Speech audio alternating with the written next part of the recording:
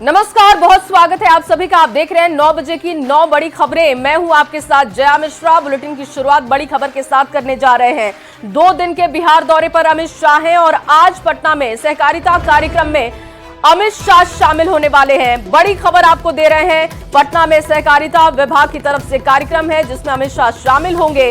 बापू सभागार में कार्यक्रम होगा।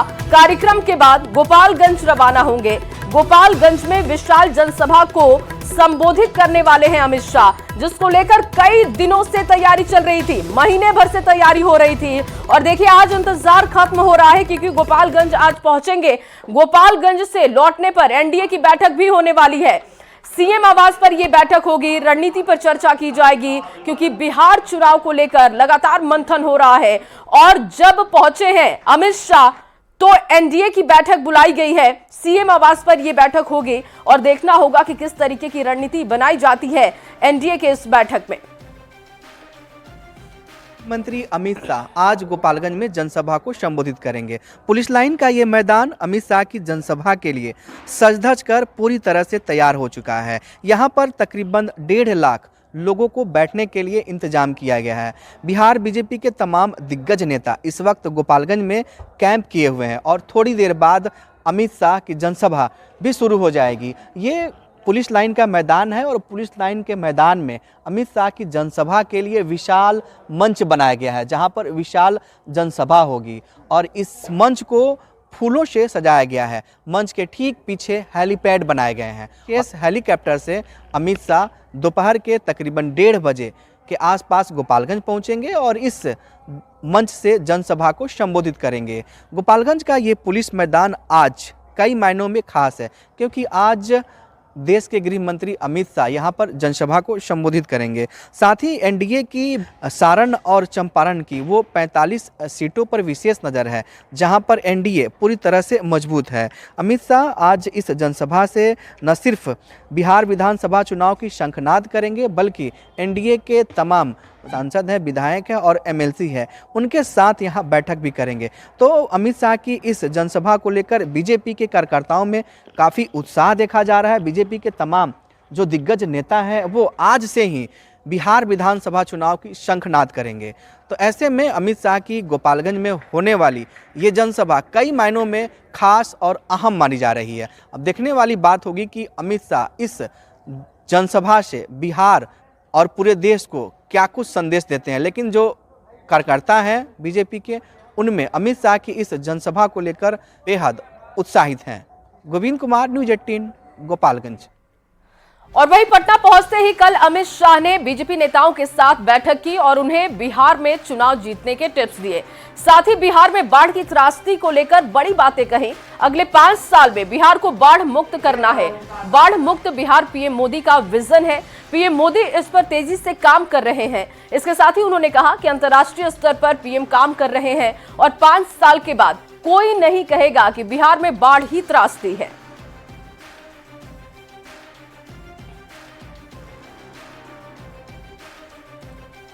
और इधर बाढ़ पर अमित शाह के बयान के बाद विरोधियों के निशाने पर है और निशाना लगातार चल रहा है।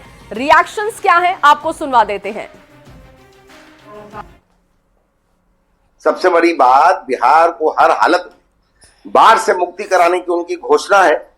कौन नहीं जानता कि उत्तर बिहार का एक बड़ा इलाका हर साल विभिन्न नदियों में उफान से त्रस्त रहता है और कई जिले उसकी चपेट में आ जाते हैं। श्री अमित शाह की घोषणा से इन जिलों के नागरिकों ने भी राहत की सांस ली है। केंद्र की ओर से बिहार को विकास योजनाओं के लिए अपार राशि को देख बेचारा विपक्ष करे भी क्या, उसके मुंह में तो दही जम गया है। केंद्र सरकार के स्तर से जो बिहार को विकास के लिए राशि आवंटित किया जाना चाहिए वो राशि नहीं दी जा रही है। महंगाई तेजी से बढ़ रही है, भ्रष्टाचार को सदाचार और शिष्टाचार का रूप दे दिया गया है। बिहार कैसे बाढ़ की विभीषिका से आजाद हो सके इस दिशा में पहल होगी जो कि बिहार के लोगों के लिए वरदान साबित होगा। अब इन बातों से महागठबंधन के लोगों के पेट में दर्द होता है क्योंकि इन लोगों को बिहार का विकास पसंद नहीं है। ये समझने की जरूरत है कि बिहार में बाढ़ की भयावह स्थिति रही है। 2008 में यूपीए की सरकार रहते हुए 1000 करोड़ रुपए की मदद किया गया था और राष्ट्रीय आपदा भी घोषित किया गया था, लेकिन नरेंद्र मोदी की सरकार लगातार इस पे जुमलेबाजी और बयानबाजी के अलावे बिहार को कुछ नहीं दिया है। वहीं अमित शाह के बिहार दौरे को लेकर बीजेपी खासा उत्साहित है। पटना और गोपालगंज में अमित शाह के कार्यक्रम को लेकर मंत्री नितिन नवीन और केंद्रीय गृह राज्य मंत्री नित्यानंद राय ने कहा, अमित शाह आज बिहार को कई सौगात देंगे। नित्यानंद राय ने तेजस्वी यादव पर भी निशाना साधा। सुनते हैं।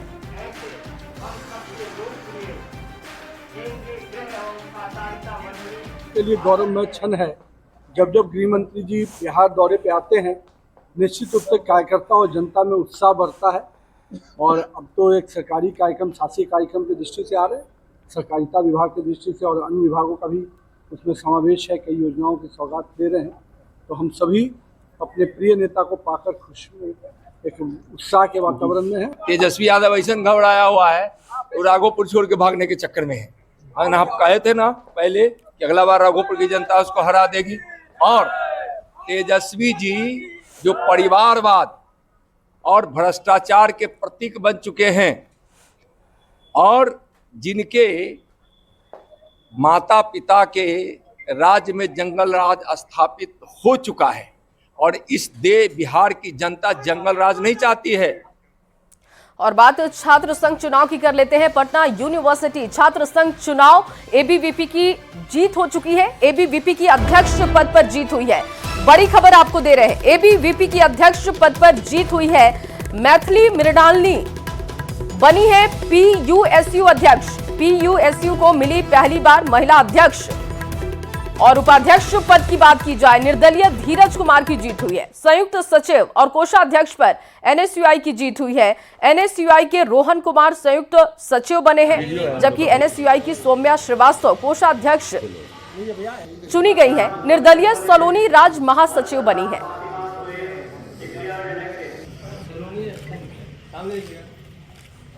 इतनी ज्यादा खुशी हो रही है, लाइक बहुत ज्यादा खुशी हो रही है। I am फ्लैबरगास्टेड।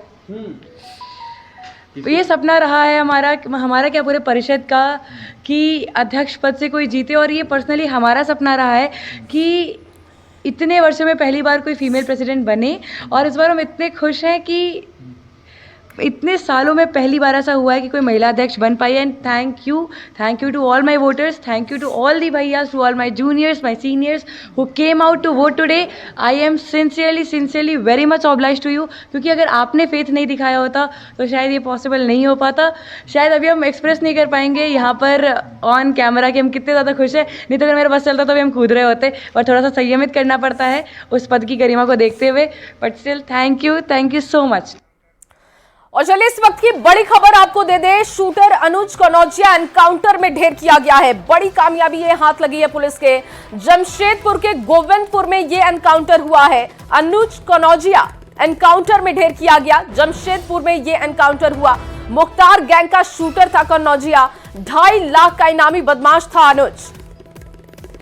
जमशेदपुर के गोविंदपुर में एनकाउंटर किया गया कनौजिया का। यूपी एसटीएफ झारखंड पुलिस ने ये बड़ी कार्रवाई की। जवाबी कार्रवाई में यह शूटर मारा गया। मुठभेड़ में यूपी एसटीएफ के डीएसपी को भी गोली लगी है। मऊ का रहने वाला था अनुज कनौजिया। कनौजिया के पास से पिस्टल भी बरामद।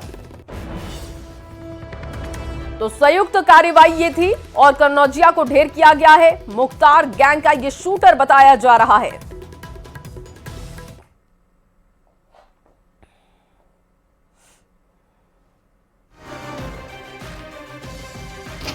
पूर्वी सिंहभूम जिले के गोविंदपुर थाना अंतर्गत अमलताज सिटी में एक यूपी के इनामी अपराधकर्मी के छुपे होने की सूचना थी, जिसे लेकर यूपी एसटीएफ की एक टीम और झारखंड पुलिस की एटीएस टीम के द्वारा गिरफ्तारी हेतु छापामारी की जा रही थी। छापामारी के दौरान अपराधकर्मी के द्वारा ताबड़तोड़ फायरिंग की गई, जिसके जवाब में आत्मरक्षार्थ एसटीएफ की टीम और एटीएस की टीम के द्वारा भी जवाबी कार्रवाई की गई।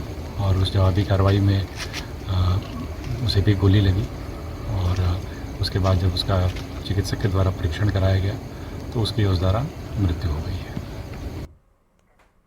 और अब बात पीएम मोदी के दौरे की कर लेते हैं। प्रधानमंत्री नरेंद्र मोदी आज महाराष्ट्र के नागपुर के दौरे पर हैं, जहां वो राष्ट्रीय स्वयंसेवक संघ के संस्थापक डॉक्टर हेडगेवार के स्मारक पर जाएंगे और उन्हें श्रद्धांजलि अर्पित करेंगे। इस दौरान उनके साथ आरएसएस प्रमुख मोहन भागवत भी मौजूद होंगे। बड़ी खबर आपको दे रहे हैं, महाराष्ट्र का दौरा और इसके बाद पीएम मोदी संघ के कुछ अखिल भारतीय पदाधिकारियों से भी मुलाकात करेंगे और एक ग्रुप फोटो भी वहां पर होगा। इसके बाद PM Modi Madhav Netralaya premium centre की आधारशिला रखेंगे। तो देखिए, जो कार्यक्रम है प्रधानमंत्री नरेंद्र मोदी का, वो हम आपको बता रहे हैं। सबसे पहले डॉक्टर हेडगेवार को श्रद्धांजलि अर्पित करेंगे और उनके साथ जानकारी मिल रही है कि आरएसएस प्रमुख मोहन भागवत भी मौजूद होंगे। इसके बाद पीएम का जो अगला कार्यक्रम है वो भी जान लीजिए। पीएम मोदी संघ के कुछ अखिल भारतीय पदाधिकारियों से मुलाकात करेंगे और वहां पर एक ग्रुप फोटो होगा। इसके बाद पीएम मोदी माधव नेत्रालय प्रीमियम सेंटर की आधारशिला रखेंगे। ये तमाम कार्यक्रम आज होने वाले हैं जिसमें प्रधानमंत्री मोदी शामिल होंगे। और क्यों खास है डॉक्टर हेडगेवार स्मारक समिति, ये भी हम आपको बता रहे हैं। 1960 में स्मृति मंदिर का निर्माण और अप्रैल 1962 में आगे इसका काम हुआ। 1940 में यहां अंतिम बार वो पहुंचे 57 में। और इसी तरीके से कैसे स्मारक समिति वहां पर लगातार काम कर रही है, उन तमाम चीजों की जानकारी भी हम आपको दे रहे हैं। और इधर एक्टर सलमान खान के राम मंदिर वाली घड़ी की तस्वीरें सोशल मीडिया पर काफी वायरल हो रही हैं। और जैसे ही ये वायरल हुई, घमासान भी छिड़ा हुआ है। कई मौलाना सलमान के विरोध में आ गए हैं तो वहीं संत सलमान के समर्थक में भी उतर गए हैं। सलमान की प्रतिक्रिया भी सामने आई है जिसमें उन्होंने कहा कि अब कोई कंट्रोवर्सी नहीं होनी चाहिए। आपको रिपोर्ट दिखाते हैं।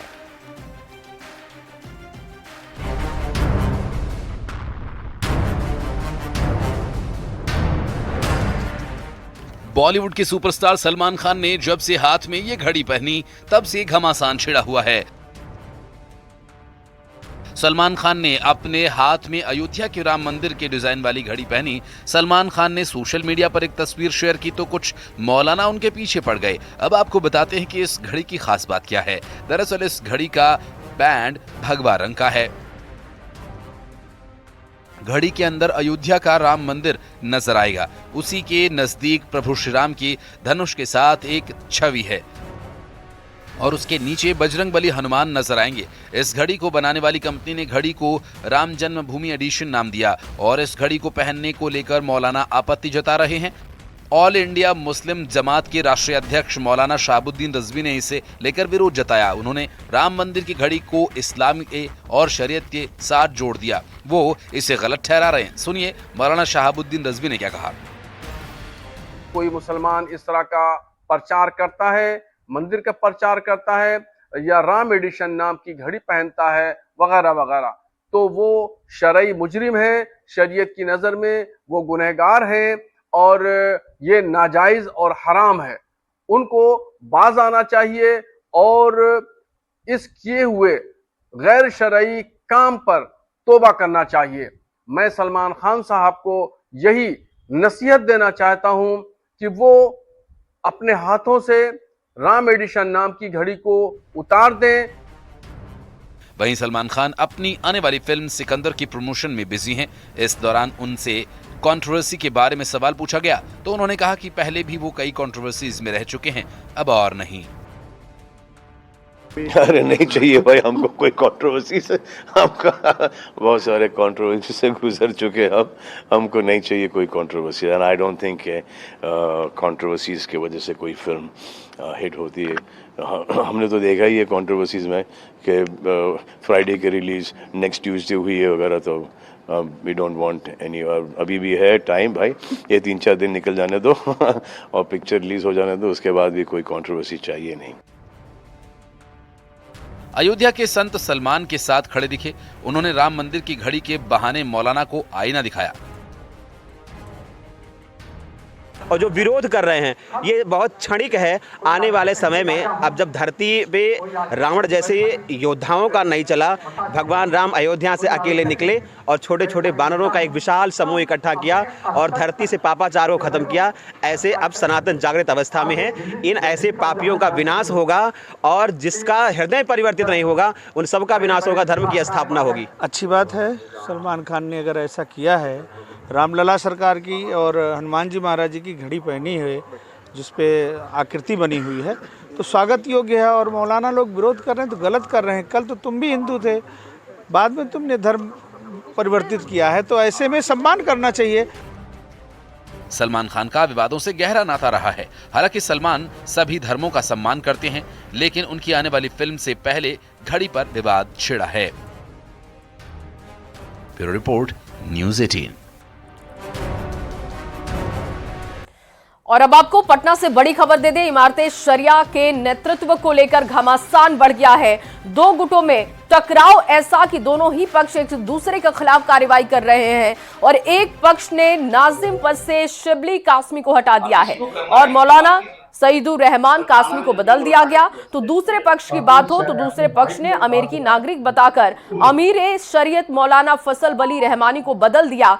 मौलाना अनीसुर रहमान कासमी को नया अमीर शरीयत बना दिया गया है और इसके बाद मुस्लिम समाज में हलचल भी बढ़ गया है। बिहार, झारखंड और ओडिशा के मुसलमानों की ये सबसे बड़ी संस्था है और इस टकराव के पीछे राजनीति का आरोप भी लगाया जा रहा है। दरअसल पिछले दिनों वक्फ संशोधन विधेयक को लेकर नीतीश कुमार की इफ्तार पार्टी का इमारते शरिया ने विरोध किया था और सीएम के इफ्तार का पत्र, बहिष्कार पत्र जारी कर दिया था इस पत्र पर, और इसके बाद से ये टकराव की स्थिति अब देखने को मिल रही है। मुस्लिम पर्सनल लॉ बोर्ड ने इस बात पे हटा दिया। उसको जब ये जानकारी मिली, स्पष्ट जानकारी मिली, इनकी शहरी अमेरिका की है, ये हिंदुस्तानी नहीं है, तो दस्तूर में है मुस्लिम पर्सनल लॉ बोर्ड के कि जो भी मेंबर होगा, जो भी रुकन होगा, वो हिंदुस्तानी होगा, हिंदुस्तानी शहरियत रखता हो, वही हो सकता है। बिहार, उड़ीसा, झारखंड के मुसलमानों का यह एहसास हुआ कि इतनी बड़ी संस्था और इसका चेयरमैन अगर अमेरिका का रहने वाला हो तो ये हम सब की तौहीन है। और फिर एक अमीर के लिए जिन जिन खूबियों का होना ज़रूरी है, वो कोई खूबी उस शख्स के अंदर नहीं है। इसका फैसला है वो बहुत ही अहमियत का हामिल है और सोच समझ कर किया गया है। हम समझते हैं कि ट्रस्ट के फैसले को सारे लोगों को कबूल करना चाहिए। पहले जो थे घोटाला तो बैतुल का उन्होंने किया होगा, तो ये सवाल तो उनसे करना चाहिए, ये हमसे करने का नहीं है। आज जो लोग अशफाक करीम साहब कर रहे थे कि बैतुल माल का हिसाब दीजिए, बैतुल माल के जिन्होंने बैतुल माल का घोटाला किया वो उनके साथ मौजूद थे, उनसे ना सवाल करना चाहिए। किसी के यहाँ जाना नहीं जाना, इफ्तार में नहीं जाना, अब उसका बदला लीजिएगा। अरे भाई, पूरा मुल्क वक्फ की बिल के मामले को लेकर विरोध कर रहा है। अगर इसका अल्टीमेटम चाहे राजद हो, कांग्रेस हो, किसी को, अगर सही मानो मेरे मिल्लत के लोगों के साथ नहीं है तो उसकी मुखालफत होनी चाहिए, निश्चित रूप से होना चाहिए, चाहे कोई भी आदमी हो, चाहे कोई। अगली बड़ी खबर आरा से, जहां बालू घाट से हथियार बरामद किया गया। महुई चक बालू घाट पर छापेमारी हुई, 2 देसी राइफल बरामद, 123 कारतूस बरामद। कोइलवर में सोन नदी घाट से मिले हैं हथियार। आपको बताएं कि 38 मिस्ड फायर कारतूस भी बरामद। पुलिस को देखकर हथियार फेंककर वहां से माफिया भागने लगे और 3 के खिलाफ नामजद एफआईआर दर्ज की गई है। ये देख के लग रहा है ये जो राइफल है ये अवैध है और इसका उपयोग दहशत फैलाने के लिए किया जाता होगा। इसमें कुल 3 लोगों पे नामजद प्राथमिकी दर्ज की जा रही है। अखिलेश राय जो कि महादेव चक समरिया का रहने वाला है, और दूसरा जोगिंदर बिन जिसके खेत में हम लोग को ये मिला है। तीसरा राम प्रसाद राय जो कि नेकनाम टोला बरहरा का है। और इन लोग के विरुद्ध पूर्व में भी जैसे अखिलेश राय के विरुद्ध अवैध बालू खनन का केसेस भी हैं, 3-4 केसेस अभी हम लोग को मिला है। इस संबंध में और भी आसूचना संकलन किया जा रहा है।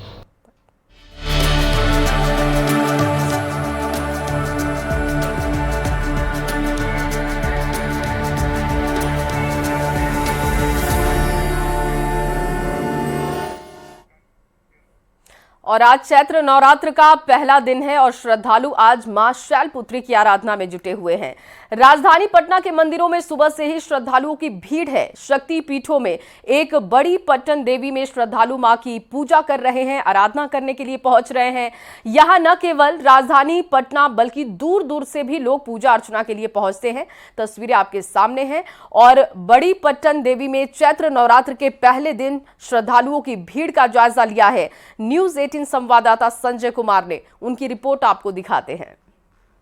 नवरात्र का आज पहला दिन और राजधानी पटना के मंदिरों में श्रद्धालुओं की भीड़ इस वक्त देखने को मिल रही है। श्री बड़ी पटन देवी की तस्वीर इस वक्त हम आपको दिखा पा रहे हैं। 51 शक्तिपीठों में से एक शक्तिपीठ है ये, और काफी संख्या में श्रद्धालु जो है वो अब मंदिर का रुख कर रहे हैं।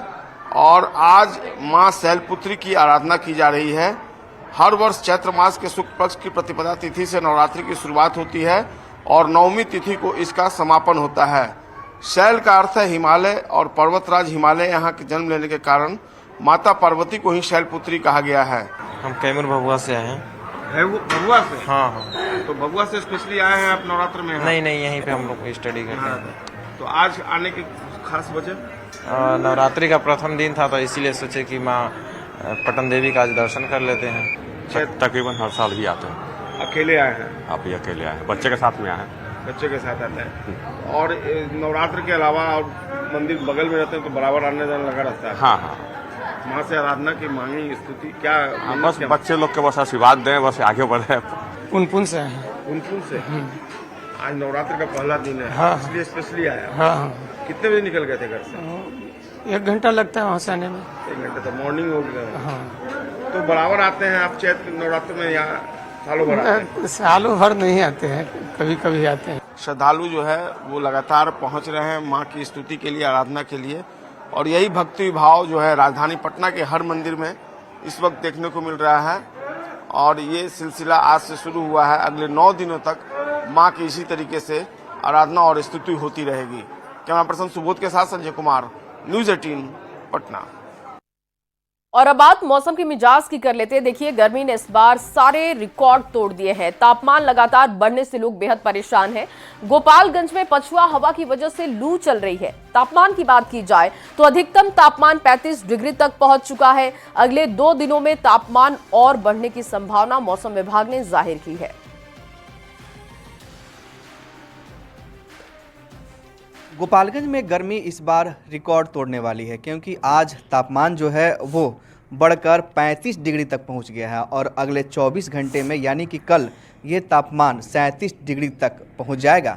ऐसे में रिकॉर्ड तोड़ने के लिए गर्मी इस बार तैयार है, क्योंकि सुबह में ही कड़ी धूप निकल जा रही है और धूप की वजह से टेम्परेचर जो है वो लगातार बढ़ता जा रहा है। पछुआ हवा भी चल रही है और पछुआ हवा चलने की वजह से कई जगहों पर आग लगने की घटनाएं भी हो रही है। तो इस बार गर्मी मार्च महीने से ही शुरू हो चुकी है और टेम्परेचर लगातार बढ़ता ही जा रहा है। आज की अगर बात करें तो आज न्यूनतम तापमान 20 डिग्री है और अधिकतम तापमान की बात करें तो आज अधिकतम तापमान 35 डिग्री तक पहुंच गया है।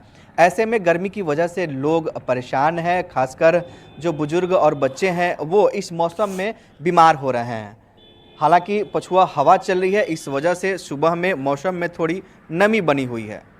गोविंद कुमार, न्यूज़ 18 गोपालगंज। और अब आपको भागलपुर से बड़ी खबर दे दें। सदर अस्पताल के कैंपस में आग लगने की खबर है। आसपास के फल दुकानों में भी आग लग गई। आग लगने से वहां अफरा तफरी का माहौल बन गया। काफी देर के बाद आग पर काबू पाया जा सका है। भागलपुर से बड़ी खबर, तस्वीरें आपके सामने हैं। सदर अस्पताल के कैंपस में अचानक आग लग गई। आसपास के फल दुकानों में भी आग लग गई। हालांकि ये आग कैसे लगी है इसकी वजह सामने नहीं है, लेकिन आग लगने के बाद अफरा तफरी का वहां पर माहौल बन गया। उसके बाद काफी देर के बाद आग पर काबू पाया जा सका है। फिलहाल स्थिति कंट्रोल में है, लेकिन जिस वक्त वहां पर आग लगी, तस्वीरें देख सकते हैं वहां की। अफरा तफरी का माहौल, बैकग्राउंड आवाजें सुन सकते हैं आप। और आग बुझाने की कोशिश की गई, लेकिन काफी कड़ी मशक्कत करनी पड़ी आग पर काबू पाने के लिए। भागलपुर घंटाघर चौक के समीप फल दुकान में आग लग गई है। तस्वीरों में आप साफ तौर पर देख सकते हैं कि किस तरह से आग लगने के बाद जो दुकानदार हैं वो आग पर काबू पाने की कोशिश में जुटे हैं। आग किस वजह से लगी है ये अब तक पता नहीं चल सका है, लेकिन आग पाने पर जो है वो कोशिश जो है की जा रही है। आखिर किस वजह से आग लगी है ये पता नहीं, लेकिन आग लगने के बाद जो है अफरा तफरी का माहौल देखा जा रहा है। ये मुख्य सड़क के ठीक सामने ये आग लगी। कैसे आग लगी? उस पार में घोर लगाता है, उसी बार में आग लगी है। उस पार में कौन लगाता है? आप क्या पता कौन लगाता है ऊपर? कितने का नुकसान हुआ होगा अभी आपको? बहुत नुकसान जो है ये आज देखे रहे हैं। हाँ, सारा जल गया उधर। क्या नाम हुआ आपका? संजय कुमार साहब। चलिए, तस्वीरों में साफ तौर पर देख सकते हैं कि आग लगने के बाद जो है वो थोड़ी अफरा तफरी का माहौल बन गया है। फायर ब्रिगेड को इसकी सूचना दी गई है, लेकिन अब तक फायर ब्रिगेड की जो टीम है वो मौके पर नहीं पहुंची है और ना ही स्थानीय पुलिस अब तक पहुंची है। फल दुकानदार जो है वो आग पर काबू पाने की कोशिश में जुटे हुए हैं। विकास कुमार सिंह, न्यूज़ 18 भागलपुर। और इन्हीं तमाम खबरों के साथ इस बुलेटिन में बस इतना ही। आप बने रहिए न्यूज़ 18 बिहार झारखंड के साथ।